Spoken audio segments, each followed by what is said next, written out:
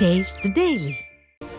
அதிமுகவை பொறுத்த வரைக்கும் தொடர்ந்து அதோட வலிமை கூடிக்கொண்டே இருக்குதுன்னு சொல்லலாம். ஏனென்றால் கடந்த சில நாட்களாகவே பொதுச் செயலாளருடைய எழுச்சி பயணம் தமிழக மக்களுடைய மிகுந்த வரவேற்பு பெற்றிருக்கிறது. செல்லும் இடம் எல்லாமே தொண்டர்களும் அதிமுக தொண்டர்களும் பொதுமக்களும் திரளானோர் கலந்து கொண்டு பொதுச் செயலாளர் எடப்பாடி கே பழனிசாமி அவர்களுக்கு உற்சாக வரவேற்பு அளித்து வருகின்றது. அந்த வகையில் பார்க்கும்போது அதிமுகவை நோக்கி அனைத்து தரப்பினரும் படையெடுக்கும் நிலை தற்போது ஏற்பட்டிருக்கிறது என்று சொல்லலாம். இன்றைய தினம் கூட மாற்றுக் கட்சியை சேர்ந்தவர்கள் கிட்டத்தட்ட 500க்கும் மேற்பட்டோர் அதிமுகவில் இணைந்திருக்கிறார்கள்.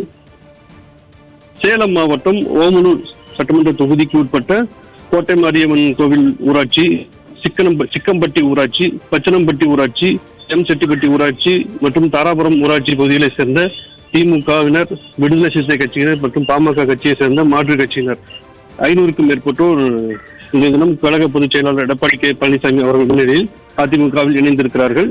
சேலம் மாவட்டம் ஓமலூரில் உள்ள புறநகர் மாவட்ட கழக அலுவலகத்தில் நடைபெற்ற இந்த நிகழ்ச்சியின் போது திமுக மாணவரணி முன்னாள் ஒன்றிய செயலாளர் இளவரசன் என்கிற பாஸ்கர், கிளை செயலாளர் SKP கிருஷ்ணன், காடையம்பட்டி திமுக மகளிரணி ஒன்றிய இணை செயலாளர் கிருஷ்ணவேணி, காடையம்பட்டி பாமக ஒன்றிய பிரதிநிதி ஞானசேகரன் ஆகியோர் தலைமையில் 500க்கும் மேற்பட்டோர் இணைந்திருக்கிறார்கள்.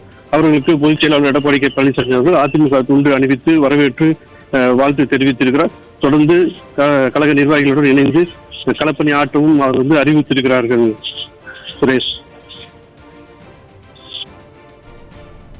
கூடுதல் விவரங்களை வழங்கியமைக்கு நன்றி மதியழகன்.